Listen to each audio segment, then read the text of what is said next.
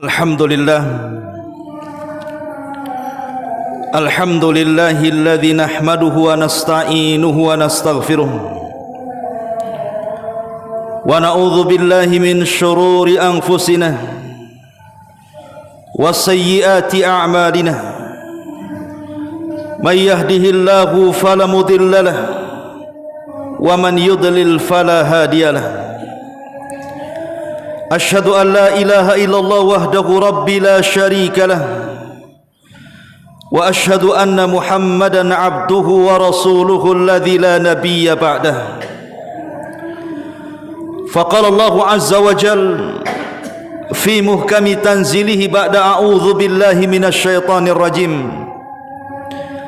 Ya ayyuhalladzina amanu taqullaha haqqa tuqatih wa la tamutunna illa wa antum muslimun.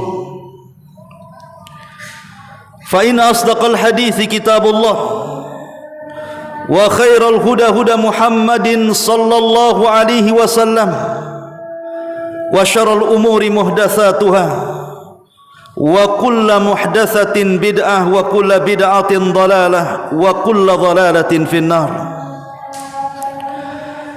Amma ba'du ma'asyiral muslimin, usikum wa nafsi bitaqwallah faqad fazal muttaqun. Faqala Allah azza wa jalla inna akramakum indallahi atqakum. Ma'asyiral muslimin, sidang jamaah Jumat yang dimuliakan Allah subhanahu wa ta'ala, sebagaimana biasa khatib sebelum menyampaikan khutbahnya mengingatkan kita semua untuk meningkatkan ketakwaan kita di hari Jumat ini, karena takwa adalah wasiat seluruh para nabi, termasuk nabi kita Muhammad sallallahu alaihi wa ala alihi wasallam. Tak lupa saya ingatkan untuk terus memperbanyak salawat kepada Rasul kita Muhammad sallallahu alaihi wasallam. Allahumma salli ala Muhammad wa ala alihi wa sahbihi wa man sara ala nahjihi ila yaumiddin. Ma'asyiral muslimin, sidang jamaah Jumat yang dimuliakan Allah subhanahu wa ta'ala, sampai hari ini tak henti-hentinya berita dari saudara kita di Gaza. Hampir setiap hari korban berjatuhan, dan kebanyakan adalah anak-anak dan para wanita serta orang-orang yang tidak berdosa, yang tidak sanggup mengangkat senjata. Tangisan-tangisan dan jeritan-jeritan kita bisa disaksikan atau kita bisa menyaksikan di handphone kita, bagaimana berita mereka hampir setiap hari disuguhkan kepada kita. Pelanggaran kemanusiaan yang sangat besar, pembunuhan demi pembunuhan yang dilakukan Zionis Yahudi kepada kaum muslimin. Ma'asyiral muslimin yang dimuliakan Allah subhanahu wa ta'ala, Allah subhanahu wa ta'ala berfirman, min ajli dhalik katabna ala bani Israel anna man qatala nafsan bighairi nafsin aw fasadin fil ardi faka'annama qatalan nasa jami'a.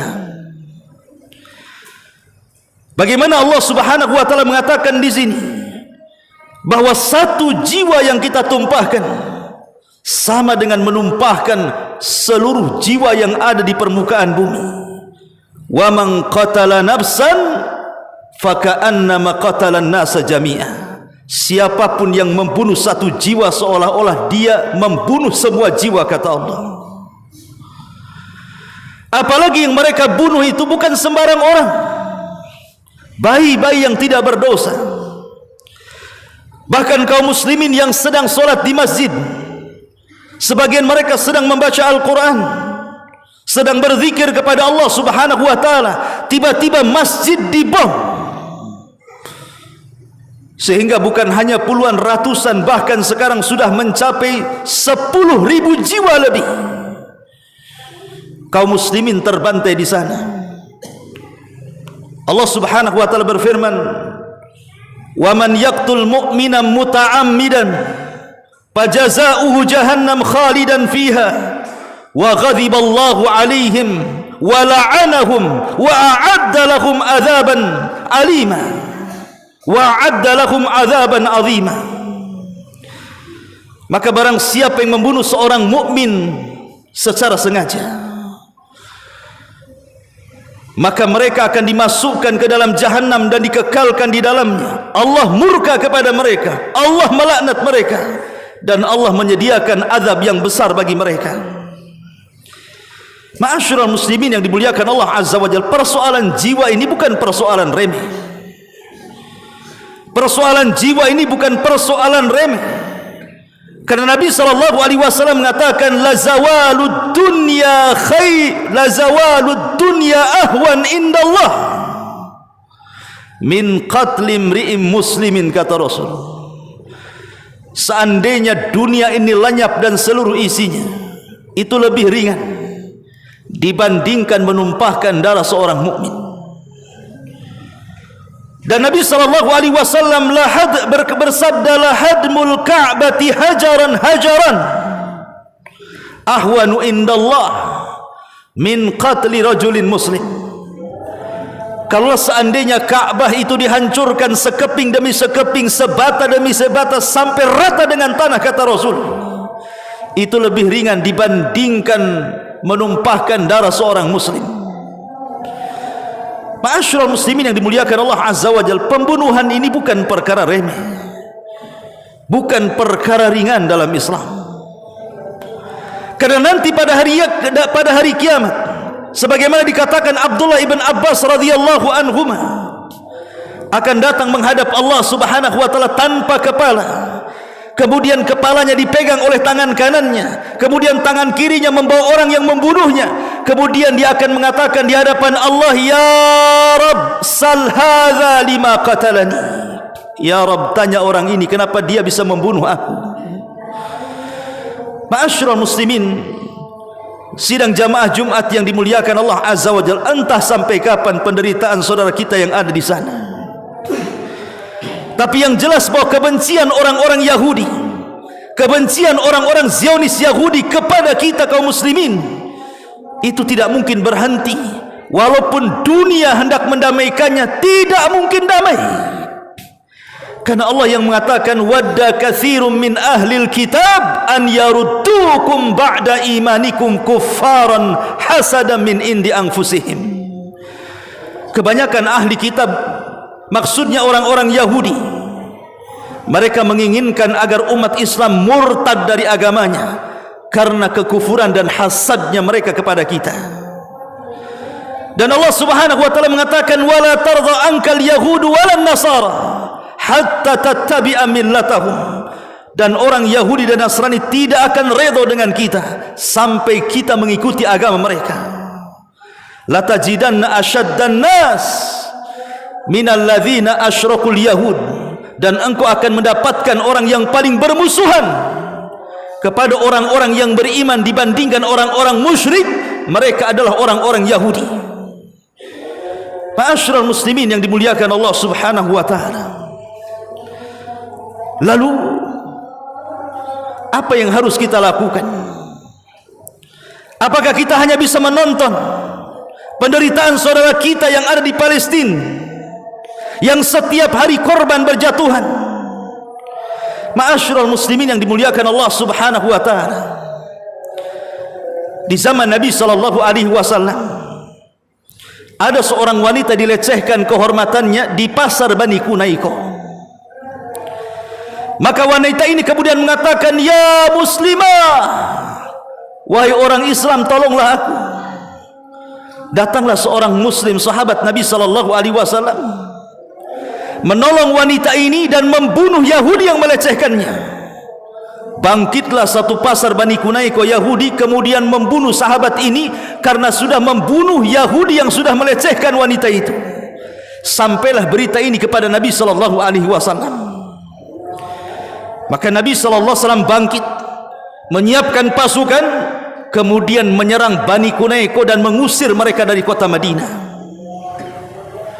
Ma'asyiral muslimin yang dimuliakan Allah Subhanahu wa taala, begitulah Nabi sallallahu alaihi wasallam tidak akan membiarkan siapapun dari umatnya yang mengganggu dan menyakiti, apalagi sampai kemudian membunuhnya. Bahkan satu hari dari Bani Dakwan datang kepada Nabi sallallahu alaihi wasallam meminta untuk dikirim kepada mereka para penghafal Quran untuk mengajarkan Al-Quran kepada mereka. Maka Nabi sallallahu alaihi wasallam mengutus 70 para penghafal Quran. Kemudian dikirimnya oleh Nabi sallallahu alaihi wasallam. Ketika sampai di sebuah sumur namanya Bi'rul Ma'unah, makanya kemudian peristiwanya disebut peristiwa Bi'rul Ma'unah. Tiba-tiba 70 para penghafal Quran ini dibantai di dekat sumur ini dan dikhianati. Sampailah perkara ini kepada Nabi sallallahu alaihi wasallam. Kata Anas ibn Malik radhiyallahu an, ma ra'aitu an-nabiy sallallahu alaihi wasallam hazina haznan. Aku tidak pernah melihat Nabi sallallahu alaihi wasallam bersedih sesedih hari itu karena mendengar 70 para penghafal Quran dibantai orang-orang kafir di dekat Bi'rul Ma'unah. Maka Nabi sallallahu alaihi wasallam kemudian melaksanakan kunut nazilah selama 30 hari, melaknat Bani Dakwan dan orang-orang yang terlibat dalam pembunuhan itu. Ma'asyiral muslimin yang dimuliakan Allah Subhanahu wa taala, di zaman Khalifah Mu'tasim ada satu daerah namanya Amuriyah, penduduknya mayoritas orang-orang Nasrani. Tiba-tiba kemudian ada seorang wanita dilecehkan kehormatannya. Kemudian dia berteriak dan mengatakan, wa Mu'tasimat, wa Mu'tasimat, wahai Khalifah Mu'tasim, wahai Khalifah Mu'tasim, tolong aku. Bagaimana mungkin mendengar Khalifah Mu'tasim berada di Baghdad, satunya di Amuriyah, beda negara. Tapi rupanya teriakan wanita ini yang memohon kepada Khalifah Mu'tasim terdengar oleh seorang muslim yang ada di situ. Bergeraklah dia dari Amuriyah menuju Baghdad, kemudian memberitahu Khalifah Mu'tasim dan mengatakan, ya Khalifah, di Amuriyah ada seorang wanita dilecehkan kehormatannya oleh orang-orang Salabiyun dan mengatakan, wah Mu'tasimat, wahai Mu'tasim, tolong aku. Apa yang terjadi? Maka Khalifah Mu'tasim mempersiapkan pasukan besar, kemudian menghancurkan Amuriyah sehancur-hancurnya karena membela kehormatan seorang wanita. Hari ini di Palestina berapa banyak kehormatan wanita-wanita muslimah yang dilecehkan Zionis Yahudi. Ma'asyiral muslimin yang dimuliakan Allah Azza wa Jalla, dahulu ada seorang yang bernama Asaduddin. Asaduddin ini paman daripada Salahuddin Al-Ayyubi rahimahullahu ta'ala yang membebaskan Baitul Maqdis. Asaduddin ini satu hari lewat, kemudian dia melihat ada beberapa pembesar dari Daulah Salzukiyah sedang menghina seorang wanita. Dia marah, kemudian dia cabut pedangnya, kemudian dia hampiri pejabat Salzukiyah itu, kemudian dipenggal lehernya. Ma'asyiral muslimin yang dimuliakan Allah Subhanahu wa taala, begitulah orang-orang dahulu. Mereka tidak terima dan mereka akan membela siapapun yang menyakiti kaum muslimin dimanapun mereka berada. Pertanyaannya, di mana hati-hati kita dengan saudara-saudara kita di Palestina itu? Di mana hati-hati kita? Sementara Nabi sallallahu alaihi wasallam mengatakan, man naffasa qurbatal muslim fid dunya, naffasallahu qurbatahu yaumal qiyamah. Barang siapa yang meringankan kesulitan seorang muslim di dunia, maka Allah akan permudah kesulitannya di akhirat. Innallaha fi auni, innallaha fi Allahu fi auni abdihi, maka al abdu fi auni akhi, kata Rasul. Allah akan senantiasa menolong hambanya selama hamba itu senantiasa menolong saudaranya. Ma'asyiral muslimin yang dimuliakan Allah Subhanahu wa taala, kalau kita berjihad, beramai-ramai datang ke Palestina, mustahil. Karena jihad itu ada aturannya, harus seizin dengan pemerintah, dan pemerintah yang mengirimnya. Dan bukan kewajiban ain bagi kita berjihad secara fisik, karena kita bukan negara yang diserang. Tapi bagi mereka warga Palestina itu jihad fardu ain. Tetapi bukan berarti kemudian kita diam. Ada senjata yang lebih hebat dibandingkan senjata pedang, senjata panah, senjata bom, bahkan nuklir sekalipun, yang kita bisa kirim ke Palestina untuk membantu saudara-saudara kita di Palestina. Apa itu? Ad-du'a, berdoalah untuk saudara kita. Nabi SAW mengatakan, ad-du'a usilahul mu'min. Doa itu senjata bagi orang-orang yang beriman. Ma'asyiral muslimin yang dimuliakan Allah Azza wa Jalla, ingat ketika Al-Walid ibn Mughirah datang kepada Nabi SAW, kemudian dia mengajak Nabi SAW untuk kembali kepada agama musyrik. Kemudian Nabi SAW mengatakan, ya Walid, sudah kau bicara, sekarang giliran aku. Maka Walid pun terdiam, dan Nabi SAW mengatakan, ya Walid, bukankah Allah berfirman, fa in a'radu anzartukum sa'iqatan mithla sa'ikati adin wa thamud. Kalau mereka berpaling orang-orang musyrik itu, maka akan ditimpakan kepada mereka sa'iqah, halilintar, seperti yang pernah ditimpakan oleh kaum Ad dan kepada kaum Thamud, sehingga kedua kelompok ini atau kedua kabilah besar ini diluluh lantakkan oleh Allah Subhanahu wa taala. Kemudian Rasul hendak mengangkat kedua tangannya berdoa, tiba-tiba Al-Walid ketakutan dan mengatakan, hasbuka ya Muhammad, cukup wahai Muhammad. Dia takut dengan doanya Nabi SAW.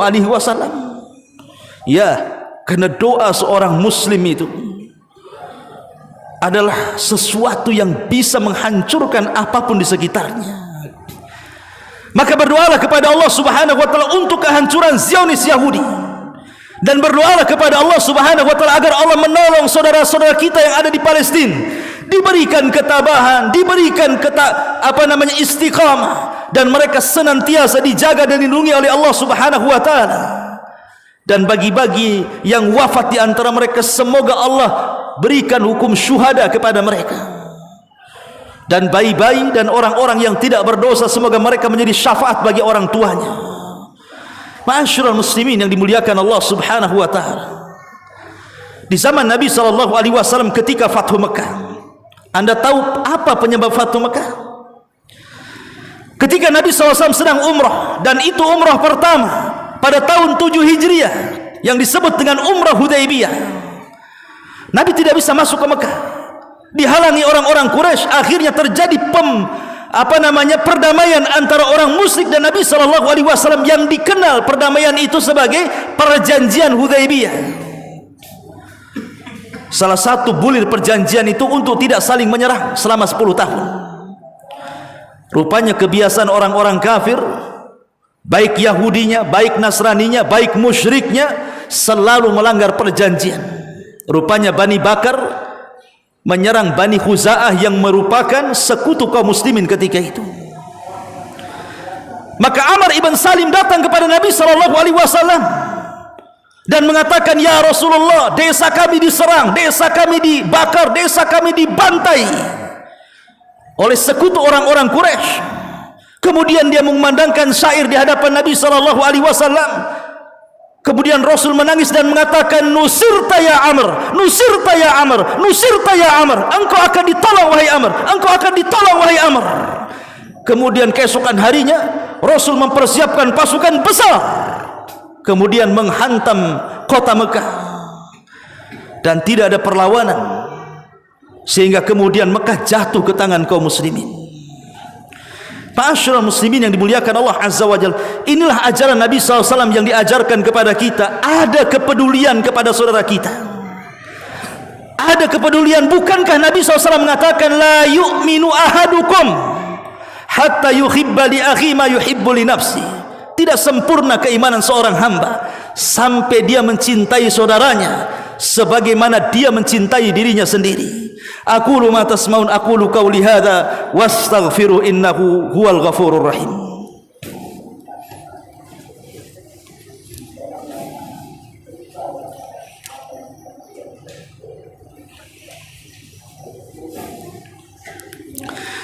Bihamdillahi wassalatu wassalamu ala rasulillah wa ala alihi wa sahbihi wa mawalah wa la hawla wa la quwwata illa billahi wa ba'du. Ma'asyiral muslimin, ittaqullaha haqqa tuqatih wa la tamutunna illa wa antum muslimun. Sidang jamaah Jumat yang dimuliakan Allah Subhanahu wa taala, tentu dalam bentuk kepedulian kita kepada saudara kita.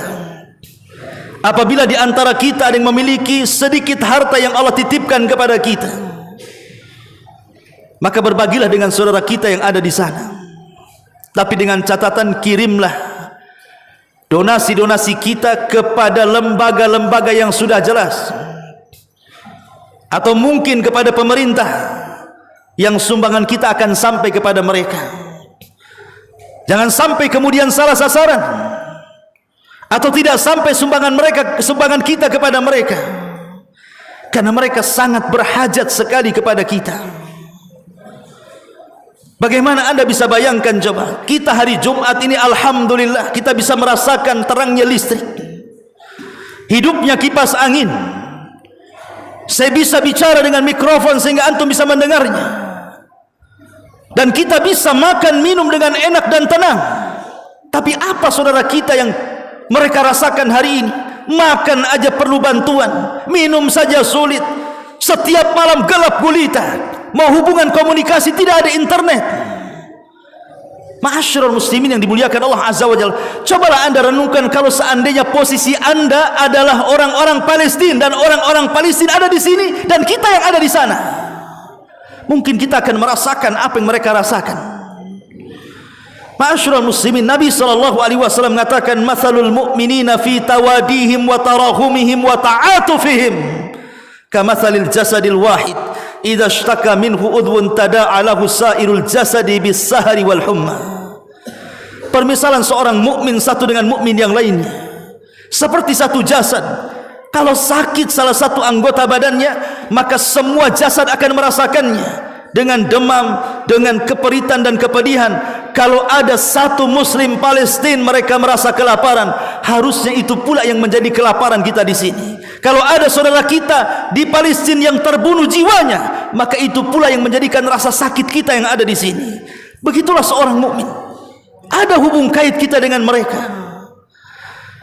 Ma'asyiral muslimin yang dimuliakan Allah Azza wa Jalla, bagaimana kalau seandainya nanti kita diwafatkan oleh Allah Subhanahu wa taala, kemudian didatangkan, tiba-tiba saudara-saudara kita mengadu kepada Allah Subhanahu wa taala dan mengatakan, ya Rabb, kami sudah meminta pertolongan kepada saudara-saudara kami yang ada di mana saja, tapi mereka tidak membantu kita.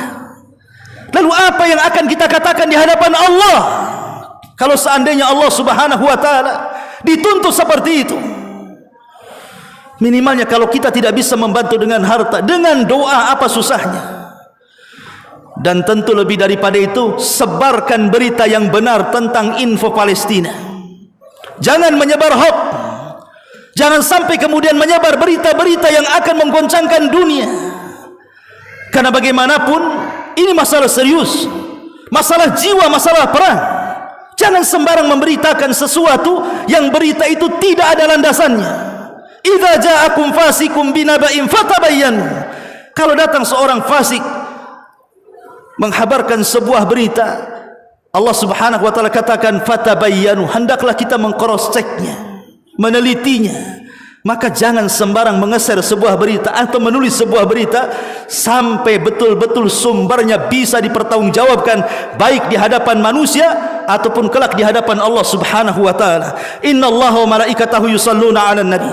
Ya ayyuhalladzina amanu sallu 'alaihi wa sallimu taslima.